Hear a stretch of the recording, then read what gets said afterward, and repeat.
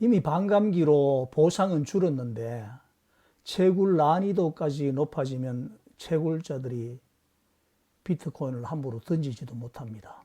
왜냐하면 남은 코인도 아깝고 지금 팔면 손해라는 생각이 들지 않겠습니까? 그뿐입니까? 그분들도 생각하실 거 아닙니까? 이렇게 어렵게 비트코인을 얻었는데 내가 이 비트코인을 지키고 만다, 이런 생각이 들지 않겠습니까? 오늘은 2025년 6월 15일입니다. 채굴 비용에 대해서 영상을 올리고 있는데 캐나다에서 실제로 채굴을 하시는 구독자님께서 감사하게도 채굴 원가와 채굴 시 난이도에 대해서 언급을 해 주셔서 비트코인이 왜 가격이 오를 수밖에 없는지 알기 위해서는 한 걸음 더 전진해야 한다는 부담을 가지고 영상을 제작하게 되었습니다.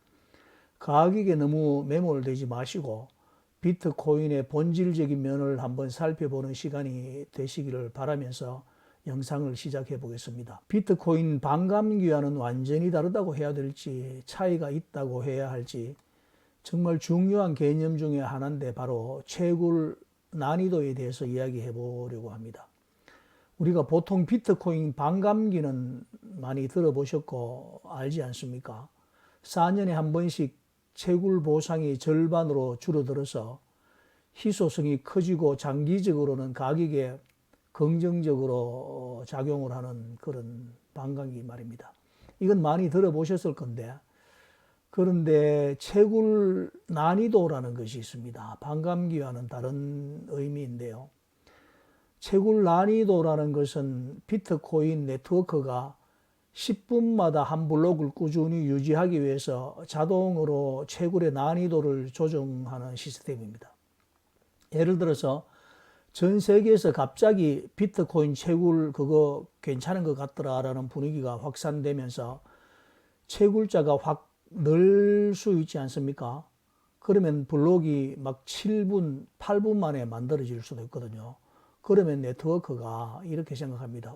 이거 너무 빠른데 공급 속도가 안 맞잖아. 이렇게 하면서 난이도를 올려버린다는 말입니다. 놀랍지 않습니까? 반대로 채굴이 너무 느려지잖아요. 그러면은 또 난이도를 내려줍니다.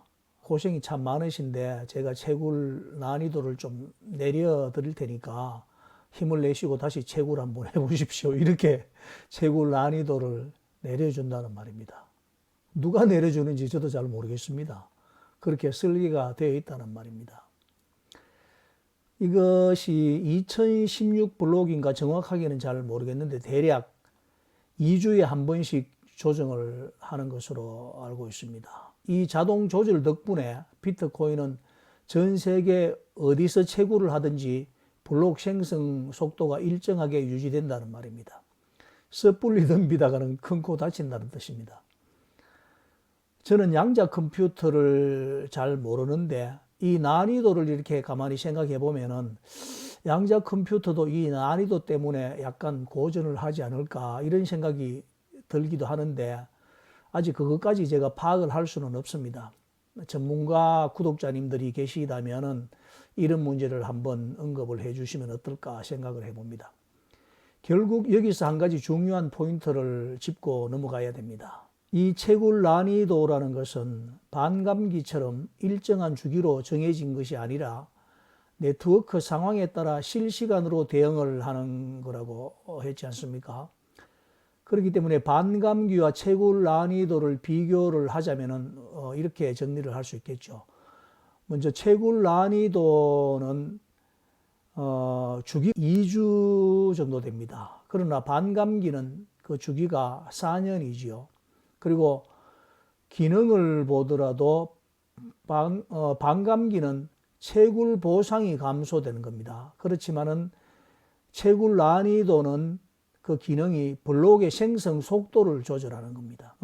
그렇기 때문에 결과가 채굴 난이도는 블록이 너무 빨리 나오면은 난이도를 높여버린다고 했죠. 그렇지만 반감기는 결과가 보상이 절반으로 줄어들게 된다는 말입니다. 그리고 이제 그 영향은 어떻게 되느냐.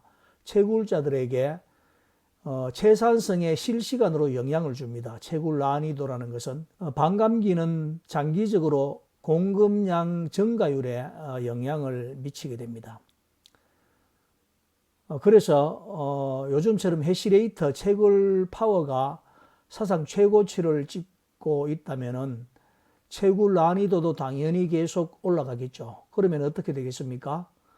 이게 왜 중요한가 하면은 눈치채셨겠지만은 채굴 난이도가 올라간다는 것은 같은 비트코인을 얻기 위해서 더 많은 전기와 더 많은 장비가 필요하다는 뜻입니다. 그러니까 채굴자의 비용은 늘고 수익은 줄고 이런 현상이 발생하는 겁니다. 결국엔 채산성 안 나오는 채굴자들은 손을 들고 다 빠져나가겠죠. 소수의 고성능 채굴자들만 살아남는 구조로 간다는 말입니다. 우리 채널 구독자님 중에 캐나다에서 채굴을 하시는 앤드류 님이 알려주셨는데 얼마나 귀한 분인지 너무 고맙더라고요.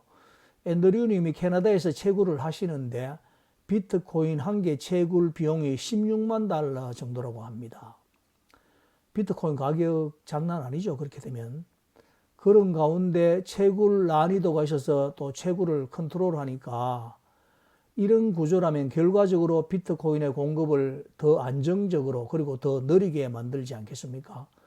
이미 반감기로 보상은 줄었고 채굴 난이도까지 높아지면 채굴자들이 코인을 함부로 던질 수 있겠습니까?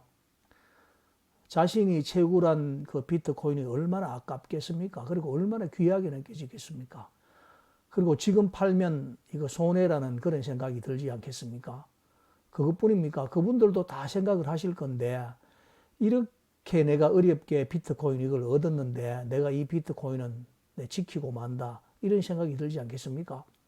그런데 이렇게 비트코인 채굴하시는 분들이 자신의 입장을 쉽게 알리는 방법은 없습니다. 그리고 이런 비트코인 채굴자들의 애환을 어느 주류 미디어들에서 이런 사정들을 알려주겠습니까? 그들은 기회만 되면 비트코인을 죽이려고 혈안이 되어 있는 주류들인데 말입니다. 채굴자들의 애환을 대변해주는 매스컴이 없다는 말입니다. 그러나 채굴자들은 압니다. 비트코인이 얼마나 구하기 어려운 디지털 자산인지 말입니다. 금광 막장에서 땀 흘리며 금을 캐는 광부들도 힘들겠지만 비트코인 채굴장에서 채굴기 가동하면서 매월 수천만 원씩 전기요금 내가면서 비트코인 채굴하시는 채굴자들의 애로사항도 우리가 한 번쯤 생각해 봐야 한다 이 말입니다. 비트코인 팔려고 기회를 엿보시는 트레이더분들 정말 비트코인 채굴장에 견학 한번 가보셔야 하지 않을까 생각해 봅니다. 비트코인 그거야 뭐 돈만 있으면 전부 살 수 있을 것 같지만은 채굴자들은 정말 비트코인이 얼마나 구하기 어려운 자산인지 잘 알 겁니다. 제가 채굴도 안 해보면서 너무 오버하는 것 같다고 생각하실지 모르겠지만 역지사지라고 조금만 남의 입장을 생각해 보면 우리가 다 깨달을 수 있는 내용들입니다. 그래서 저는 이 채굴 난이도 상승 자체가 비트코인 가격에는 중장기적으로 우상향에 도움이 되는 요인이라고 본다는 것입니다. 특히 지금처럼 시장이 좀 눌려 있을 때는 이런 구조적인 공급 압박 요인이 시간차를 두고 가격에 반영이 될 수 있을 겁니다. 비트코인을 장기적으로 보유해야 할 또 하나의 중요한 이유이기도 합니다. 저는 정말 이런 내용들을 우리 비트코인 호들님들이 좀 많이 공유하고 공부하는 분위기가 되면 좋겠다 이렇게 생각을 합니다. 이런 근본적인 구조를 모르고 껍데기 비트코인 가격만 가지고 올랐네 내렸네 하고 있어서는 비트코인의 가치를 파악할 방법이 없습니다.